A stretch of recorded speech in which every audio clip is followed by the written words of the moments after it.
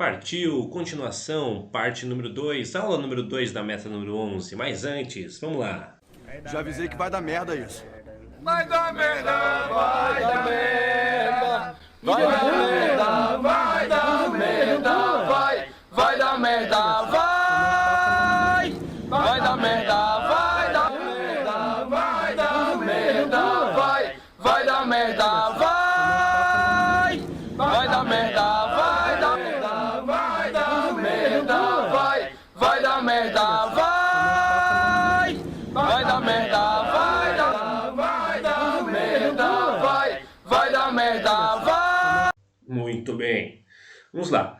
Agora, gente, nós temos que calcular um determinado módulo. Professor, tem módulo nos números complexos também? Sim, temos módulo no número complexo também. E vocês podem acompanhar isso lá na página 18, tá? Vocês acompanham a parte teórica do módulo de um número complexo. Bom, módulo é exatamente igual ao número real. Módulo nada mais é do que uma distância. Associe módulo sempre, uma dica para vocês, associe o módulo sempre à distância, tá? Porque eu pergunto para vocês, uma distância ela pode ser negativa? Não, né? Você não pode andar menos 1 metro. Então, o módulo ele sempre deixa o valor positivo. Tanto nos números reais, quanto agora nos números complexos também. Ele vai deixar o valor positivo. Então, associe módulo a uma certa distância. Que distância vai ser essa? Vai ser a distância da origem do nosso plano de Argand-Gauss até o nosso afixo. Lembra que a gente já sabe fazer a distância entre dois pontos, né, na matemática? Professor, a gente vai usar que nem a geometria analítica? Parecido, só que agora com a definição dos números complexos. Então sai o ponto da sua origem e chega um ponto até o seu afixo. Nós temos que calcular essa distância. E essa distância nada mais é que a gente chama de módulo de um número complexo. É essa distância, tá? É isso que a gente vai calcular, isso é o módulo. Bom, repara aqui, ó. Nós não temos um triângulo retângulo aqui, ó. Bom, então a gente pode calcular essa distância pelo teorema de Pitágoras, não é? Ó? Esse módulo de Z não é a minha hipotenusa? O cateto 1, ó, esse cateto aqui, não é, ó, a distância do B até a origem, então é o B. Esse outro cateto, ó, da origem até meu ponto A, ó, então é o outro cateto também. Então nós temos catetos ao quadrado, a soma deles é igual a hipotenusa ao quadrado. Se a gente tirar, né, o quadrado da hipotenusa e passar para o lado dos catetos, não vai ficar aquela raiz quadrada dos dois catetos ao quadrado, que a gente já utilizou na geometria analítica para calcular a distância entre dois pontos? É a mesma coisa, só que agora com um número complexo. Espera aí, quem que é o nosso número complexo Z? Não é A mais BI? Ele não é formado da parte real mais a parte imaginária? Beleza. Só que repara que no plano de Argand-Gauss aqui, ó, eu não coloco a minha unidade imaginária I, ó. Repara que o I, ele só está determinando que é a parte imaginária, mas eu não preciso colocar ele aqui, ó, no meu plano de Argand-Gauss. Não vem BI aqui, ó, só vem o número B.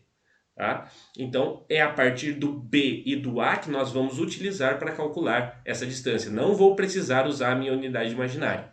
Bom, aplicando o teorema de Pitágoras, então a gente sabe, ó, que o módulo do número complexo Z, ou seja, a nossa hipotenusa aqui, é a raiz quadrada da soma ao quadrado dos catetos, que sai do teorema de Pitágoras. Muito bem. Na matemática, nós damos um nome ao módulo de um número complexo com essa letra grega aqui, ó. Essa letra grega. Professor, isso é um P?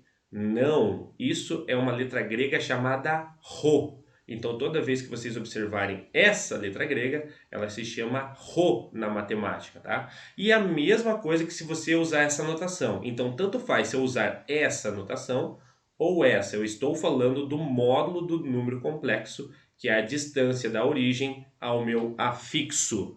Como que a gente calcula?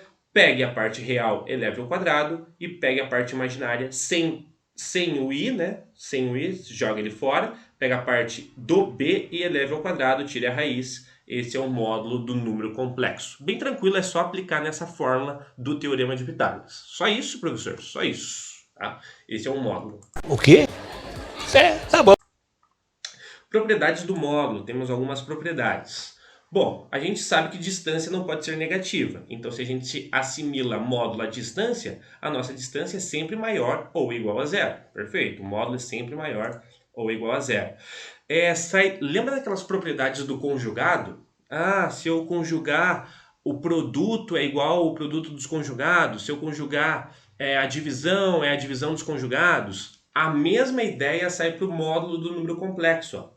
Então aqui, ó, se eu multiplicar dois números complexos e depois tirar o módulo, é a mesma coisa que se eu tirar o módulo primeiro e multiplicar depois. Tanto faz, qualquer uma das duas dá a mesma resposta. A mesma coisa da multiplicação nós temos para a divisão. Ó.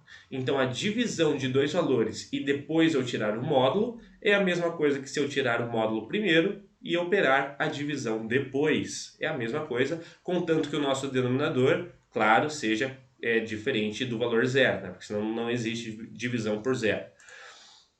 Número 4, aqui aparece o conjugado. Ó. Então se a gente tirar um módulo de um número z, é a mesma coisa que tirar o módulo do seu conjugado. Porque se a gente pega a parte b, que é a parte imaginária, e eleva ao quadrado, sempre vai dar um número positivo para a gente, porque a gente está elevando ao quadrado. Lembra que conjugado é inverter o sinal da parte imaginária, então o nosso b aqui seria negativo. Opa, mas espera aí, eu estou pegando o menos b e estou elevando ao quadrado, né, na fórmula do Teorema de Pitágoras. Então isso retorna para a gente um número positivo ainda. Então, por isso que o módulo de um número complexo z é igual ao módulo do seu conjugado. E por último, quinta propriedade, é que se eu tiro o módulo da potência, é a mesma coisa que se eu elevar a potência do meu módulo. Tá? Tanto faz, qualquer uma das duas dá o mesmo resultado também. Lembra que módulo você tem que usar o Teorema de Pitágoras, que é igual a distância. Muito bem. Por fim, nessa parte, nós temos o argumento de um número complexo. Meu Deus, professor, quanta parte teórica! Antes da gente entrar em exemplos. Então aqui, o que é o argumento? Primeiramente, nós representamos ele na matemática por essa outra letra grega.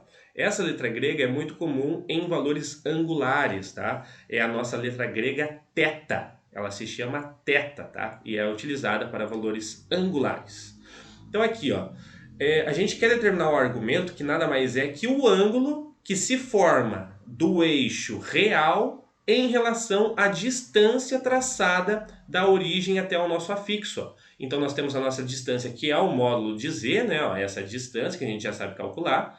Então o ângulo que é formado entre, né, essa reta do eixo coordenado da parte real a reta da distância do módulo z é exatamente um ângulo formado. E esse ângulo é o que a gente chama na matemática de argumento, né, de um número complexo, porque a gente está no plano de Argand-Gauss.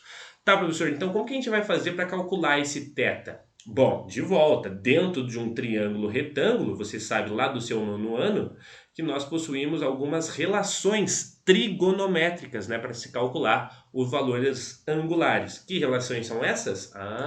É o seno, cosseno e a tangente. Exato! Que eu explicarei então na sequência. Até a próxima. Tchau, tchau.